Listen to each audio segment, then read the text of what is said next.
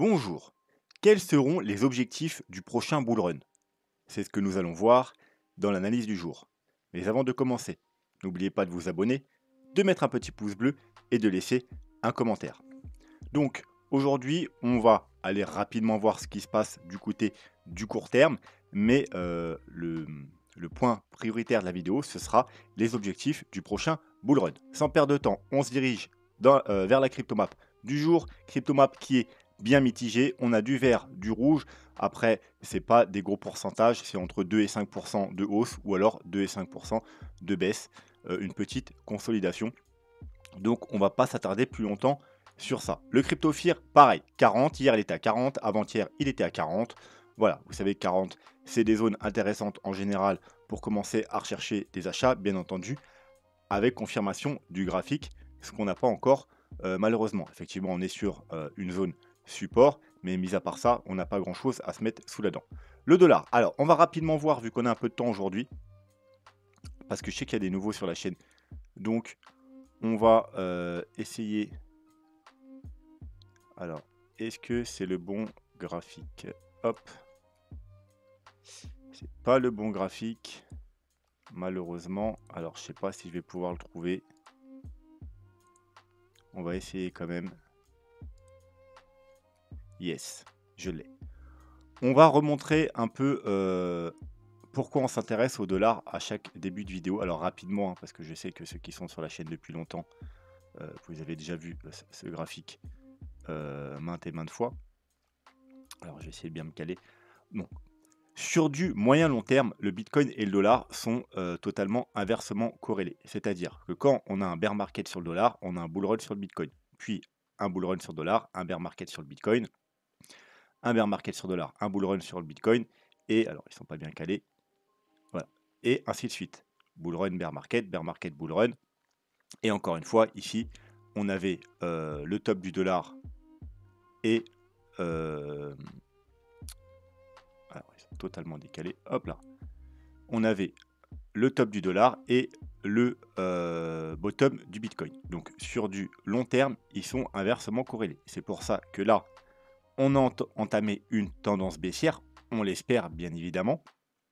Et on aurait entamé une tendance haussière sur le Bitcoin. Donc, un nouveau bull run.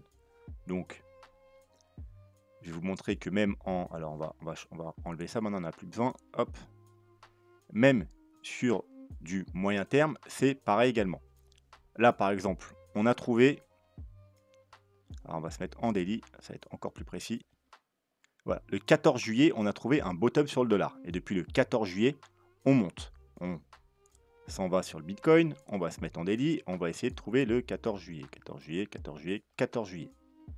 14 juillet, on était sur un double top, donc sur le top le plus haut point sur le Bitcoin à 31 400 $. Et depuis, on fait quoi? On chute. Donc 14 juillet, bottom sur le dollar.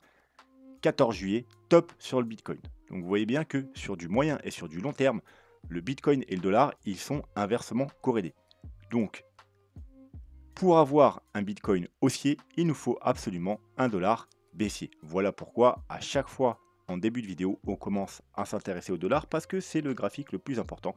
Il est plus important même que le graphique du Bitcoin lui-même, puisque c'est lui qui va l'idée de Bitcoin et pas l'inverse. C'est pas le Bitcoin qui va créer les mouvements du dollar, c'est le dollar qui va créer les mouvements du Bitcoin. Alors, sur du court terme, bien entendu, même de temps en temps sur du court moyen terme, ils peuvent être corrélés. Ça veut dire ils peuvent monter ou descendre ensemble. Sur du court terme, ça arrive souvent. Sur du moyen terme, ça arrive beaucoup moins souvent. Et lorsque ça arrive, en général, on dit qu'il y a un menteur. Et c'est à nous d'être malin et de savoir qui ment. C'est arrivé, par exemple, ici, sur le top du dollar, octobre, novembre. Vous voyez là, on a eu le top au mois de septembre et il avait déjà commencé à chuter. Il était venu rechercher sa zone de rechargement de short et rechuter, encore une fois. Donc là, on avait dit que, aïe, il a enclenché une tendance baissière. À partir du moment où un actif il commence à chuter et à revenir être rejeté de sa zone de rechargement de short, c'est qu'il y a de fortes chances. Vous voyez, en plus là, on a fait un plus bas par rapport à ici. Donc on avait entamé une tendance baissière. Donc on avait de fortes chances d'avoir trouvé un top. Et à ce même moment, sur le Bitcoin, eh bien, on était voyez, mois de septembre, on était ici et il a continué à descendre. Donc les deux, ils chutaient, ouais, ils se dirigeaient vers la même direction. Donc, il y avait un menteur. Et à l'époque, grâce au graphique, grâce à certains indicateurs, grâce à notre plan Elliott Wave qui nous disait que notre flat était fini, à l'étude également des graphiques des altcoins, on avait déterminé ensemble qu'il y avait de très fortes probabilités que ce soit le Bitcoin qui monte. Et donc, qu'il était sur un bottom et qu'il allait enclencher une tendance haussière. Bon, sur ce coup-ci, on a eu raison. Et c'est exactement ce qui s'est passé. Voilà pourquoi, à chacune des buts de vidéo, on analyse le dollar. Donc, revenons en court terme. On avait une petite correction, cassure de la trendline ici, pullback, mais malheureusement, au lieu d'être rejeté, on a continué à monter. Alors, la seule bonne nouvelle, c'est que on n'est plus très loin de ce gros niveau, c'est-à-dire, c'est le petit rectangle bleu, c'est tout simplement les 0,382 alors si je ne me trompe pas, de toute la correction. Hop, voilà, toute la correction 0,382, donc c'est un niveau très important en général qui fait rejet. Et si on additionne à ça le RSI,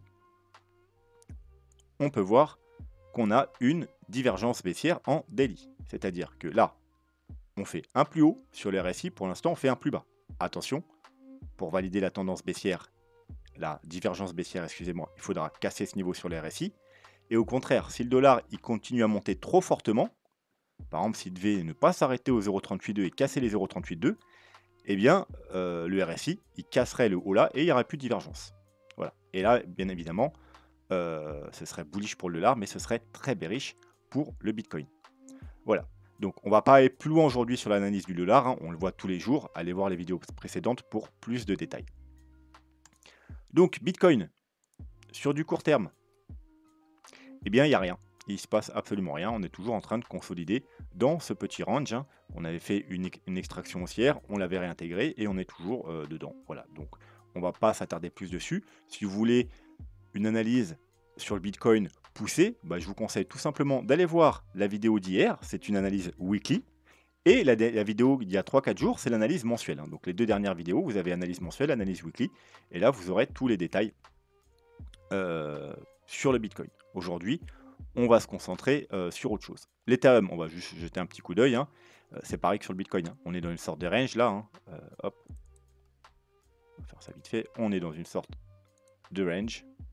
Voilà. D'ailleurs, là, on est retourné aujourd'hui sur le haut du range avec un nouveau petit fake out ici. On va se mettre en 4 heures. Voilà. Vous voyez que là, on a une petite trendline haussière. Hop, on est venu faire un petit fake out ici. On en a refait un ici. On avait à court terme, alors c'était plus pour du trade court terme. Hein. Également une petite trendline, hein, donc on pouvait à la rigueur prendre un trade, hein, ce que j'ai fait d'ailleurs quand on a réintégré et la trendline bleue et la petite trendline baissière ici, la cassure ici, on pouvait prendre un trade hein, au 1626. Des profits devaient être pris ici, bien entendu, sur le haut du range au 1644. Alors, pas forcément clôturer le trade, mais au moins un take profit 1. Voilà, donc ça c'est pour du court terme. Pareil hein, sur l'Ethereum, c'est pareil sur le Bitcoin. Il ne se passe rien. Donc tant qu'on est dans ce range, tant qu'on est au-dessus de cette trendline, il ne se passera pas grand-chose. On va pouvoir du coup se diriger vers ce qui nous intéresse aujourd'hui, c'est-à-dire les objectifs du prochain bull run. Parce que j'entends beaucoup de choses. Bitcoin à 300 000, 400 000, 500 000. Les ETF, ça va faire que le Bitcoin il va s'envoler. Pourquoi pas? C'est possible. En attendant, on va voir ce que le graphique nous dit. Et en général, le graphique, c'est le plus important. Donc, on va employer plusieurs méthodes. Alors, sachez que là, c'est une première vidéo, puisque on est encore au début du bull run. Pour certaines méthodes, il nous faudra être plus avancé dans le bull run. Donc, là, c'est les méthodes qui sont plus ou moins complètes, avec lesquelles on peut définir des objectifs précis. Voilà. Plus tard dans le bull run, on refera un update avec d'autres éléments qui nous donneront d'autres objectifs. Donc, première méthode. Tout simplement, on s'intéresse, alors ceux qui me suivent depuis très longtemps, vous connaissez déjà, puisqu'on l'avait déjà vu pour le précédent bull run. On s'intéresse au pourcentage de hausse dans chaque bull run. Donc, ce qu'on peut voir, c'est que ça diminue fortement. C'est normal. Hein. On ne peut plus prendre 326 000% maintenant, hein. Sinon, on aura un market cap qui dépasserait toutes les valeurs existantes au monde. Donc, premier bull run, environ 326 000%. Deuxième bull run, 61 000%. Troisième bull run, 12 000. Et dernier bull run, 2000%. Donc, si on fait des petits calculs, tout simplement vous divisez 326 par 61, vous obtenez environ 5. Si vous divisez 61 000 par 12 193, vous obtenez environ 5. Si vous divisez 12 193 par 2070, vous obtenez environ 5. Alors des fois c'est 5,2, 5,3, 5,4, 5,5, mais c'est aux alentours des 5. Ce qui veut dire qu'à chaque fois, il faut diviser par 5 pour obtenir le prochain pourcentage d'augmentation. C'est-à-dire là, vous divisez par 5, vous obtenez celui-là.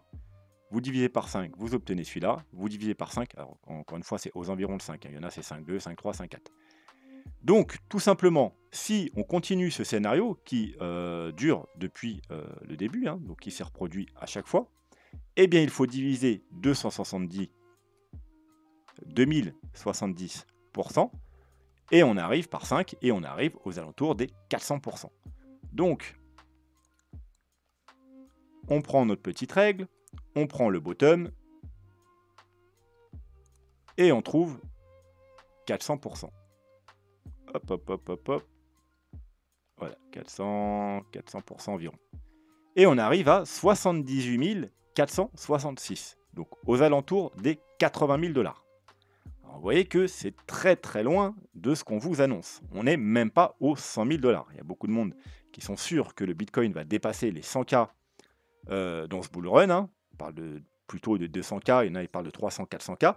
Mais cette première méthode, qui fonctionne très bien depuis le départ, nous annonce un Bitcoin autour des 80 000 $. Et si on regarde, c'est pas pour rien que je vous ai raffiché ce petit canal, en gros, on se trouverait aux alentours du haut du canal. Alors hop, on va enlever ça. Vous voyez, si on prend là, jusqu'ici, voilà, on est entre 80 et 90 000. Voire un peu plus. Voilà, si on pousse un peu.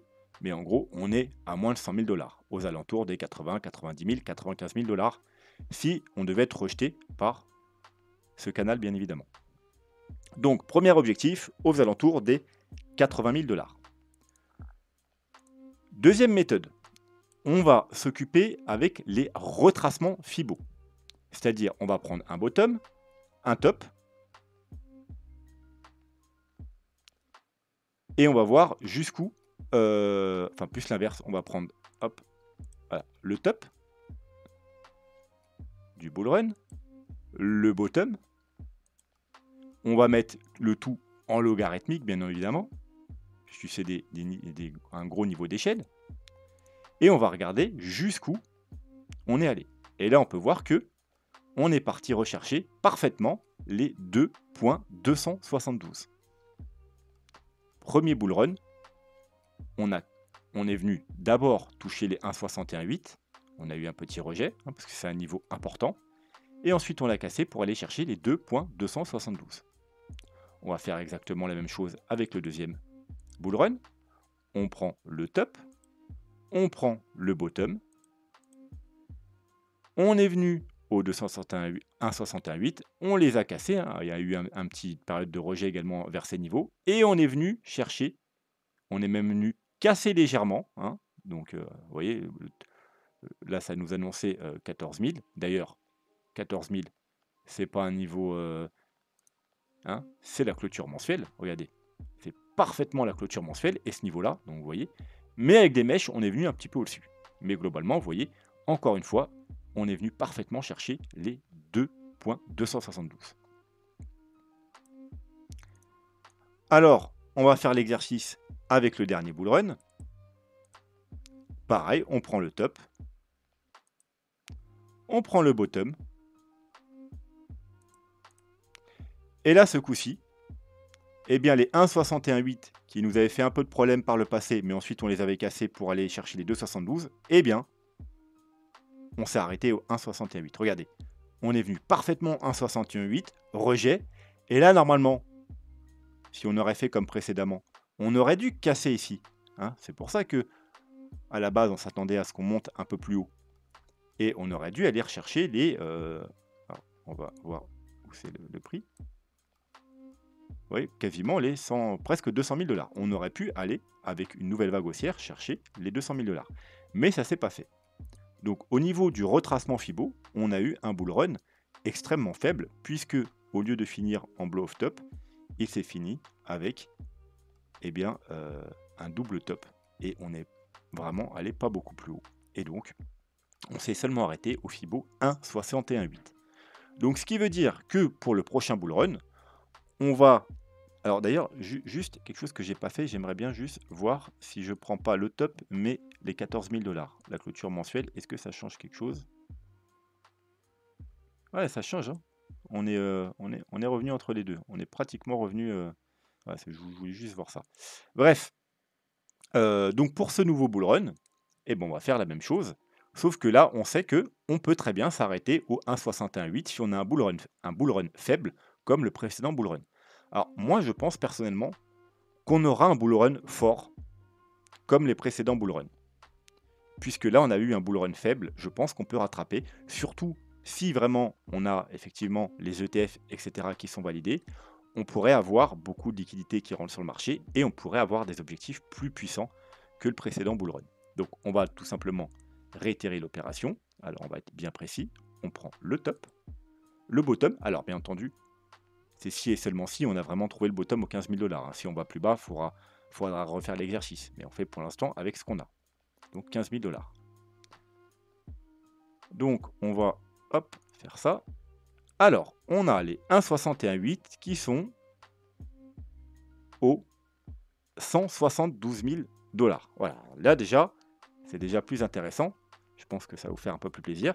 Donc c'est les 1,61,8. Donc là, ça équivaudrait à un bull run, si on veut, comme le précédent par rapport au retracement.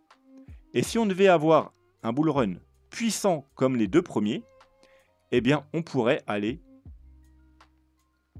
aux 434 000 $. Donc, ouais, finalement, ceux qui annoncent 400 000 $, bah, c'est pas impossible. C'est pas impossible d'après les retracements. Alors, c'est vraiment pas une target que je privilégie. Du coup, je pense plus que, voilà, c'est un 61,8, c'est une target plus pertinente. Mais il faut également regarder, se dire que peut-être que, vu que là, on a eu deux targets similaires, là, on a baissé d'un cran, peut-être que ce coup-ci, on va baisser d'un cran. Donc, on va quand même aller jeter un œil aux targets inférieurs. Les targets inférieurs, vous savez que c'est les 1,23,6 et 1,13. Alors, attendez, hop, je vais remettre ça, voilà. Donc, 1,23,6, 1,13, on est entre 83 000 $ et 100 000 $ pile poil. Et regardez où on est encore une fois parfaitement, hein, les deux targets sur notre fameux canal. Donc encore une fois, la zone des 80 à 100 000 $. Donc il ne faut pas négliger cette target. Hein, puisqu'on a une target plus petite à l'ancien bull run, peut-être qu'on va encore descendre. Hein. Au début, on était sur du 2,72, 1,68. Peut-être que là, on va seulement être à 1,13, 1,23,6. Donc ça, pour moi, en plus, ça correspond au 400%. Ça correspond au haut du canal. Hein. Je pense qu'il fera résistance le haut du canal. Alors peut-être qu'on va le casser au final. Mais je pense assurément qu'on aura un petit rejet quand on arrivera sur le haut de ce canal, voire un fake out puis un rejet. Mais voilà, on a les targets ici entre les 80 000 et les 100 000 $. Donc, dernière petite méthode graphique. Donc là, je rappelle, hein, on a une target entre 80 et 100 000, une target aux 174 000 et la dernière target, alors vraiment extrêmement bullish, à plus de 400 000 $. Dernière, donc là, on a fait les retracements. Là, on va faire simplement les prolongations. C'est-à-dire que on prend un bottom, on prend le top et au prochain bottom. Alors, encore une fois, il faut mettre en logarithmique, sinon ça ne marche pas. Et là, ce qu'on peut voir, c'est qu'on est parti chercher les 0,78,6. Premier bull run. On réitère l'opération. Deuxième bull run. Bottom. Top. Bottom. Et on est venu chercher, encore une fois, alors à quelques dollars près, vraiment à quelques dollars près, les 0,786. Donc vous voyez, ça correspond, les deux bull run, que ce soit en retracement ou en extension, ils avaient à peu près les mêmes targets. Donc je m'attends à ce que le prochain bull run, du coup, soit plus faible. On va réitérer l'opération. Alors, bottom, le top, hein, on va essayer d'être précis, et le bottom. Et comme vous pouvez le voir, on n'a pas atteint les 0,786. Si on aurait atteint les 0,786, on serait revenu chercher les 128 000 $. Rappelez-vous, de base, c'était une de mes targets. Hein. Moi, je targetais entre 80 000 et 120-130 000 $ pour le précédent bull run. Et voilà, c'était une des raisons pourquoi je targetais, parce que là, on était autour des 130 000 $. Mais on n'est pas venu chercher ça. On est venu chercher quoi? Les 0,618. On est venu chercher les 0,618, du moins avec les clôtures. Hein. On a fait des petites mèches au-dessus. Mais on est venu chercher les 0,618. Donc, encore une fois, pour ce nouveau bull run, on pourra regarder entre les 0,618 et les 0,786, voire même un cran en dessous si ça continue à diminuer, donc les 0,5. Donc on va faire ça tout de suite. Donc le bottom, alors, on va essayer d'être précis quand même. Le top, alors je vais remettre ça sinon ça ne peut pas être précis. Voilà, donc on va recommencer pour être plus précis. Donc le bottom, le top et le bottom. Donc, si on devait être aussi puissant que les deux premiers bull runs, on a une target aux 175 000 $. Et vous voyez que ça correspond parfaitement à 1000 $ près à la target 1,618 du retracement. On était à 174 000 $, rappelez-vous. Là, on est à 175 000 $. Donc, très belle target. Ensuite, on a les 0,618, donc target du précédent bull run, aux 100 000 $. Et les 0,5 aux 75 000 $. Et encore une fois, ces deux targets-là, si on s'arrête entre les deux ou une des deux, eh bien, elles seront également, encore une fois, au niveau de notre canal. Donc je pense qu'il ne faut pas négliger ces targets. Entre 80 et 100 000 $, il y a quand même des fortes chances. On a une triple confluence. On a les pourcentages qui, pour l'instant, ont été à chaque fois respectés. On a les extensions et les retracements qui nous donnent des targets vers ces niveaux. Et ensuite, je dirais que la deuxième target à privilégier, du coup, eh bien, c'est aux alentours des 175 000 $ parce qu'on a deux targets qui nous donnent ces niveaux. Voilà, bien entendu, après, on pourrait aller au-dessus, mais les targets, je dirais que la target la plus faible, c'est 80-100 000 $. Belle target, c'est autour des 175 000 $. Et au-dessus, ce serait vraiment fou. Et c'est pas en général ce que je privilégie. Je préfère rester concret, raisonnable. Et voilà, les pieds sur terre. Maintenant, on va faire une dernière petite méthode. Celle-ci n'est pas complète tout simplement parce qu'on n'a pas encore assez de données, mais on va quand même aller y jeter un œil. Alors pour ça, on va changer de graphique. Non, pas celui-là. Est-ce que je prends un graphique vide? Ouais, c'est pas grave. Donc, comme vous le savez, bah, c'est par rapport au plan Elliott Wave. Hein. Donc, le plan, c'est une vague 1, une vague 2, une vague 3, une vague 4, une vague 5. Et bull run fini. Donc, on va... Alors, le problème, c'est que là, on n'a pas la fin de la vague 2. Est-ce qu'elle se termine ici? Est-ce qu'elle va se terminer là? Donc, on va sous-entendre qu'elle va se terminer ici, sur ma target principale, au 23 200 $. De toute façon, je vais vous dire un truc, ça ne changera pas énorme. Hein. Qu'on soit au 25 000 ou 23 000, pour la target finale, ça ne changera pas grand-chose. Donc, on va le faire comme ça avec les 23 000 $. Donc, tout simplement, on va calculer le haut de la vague 3.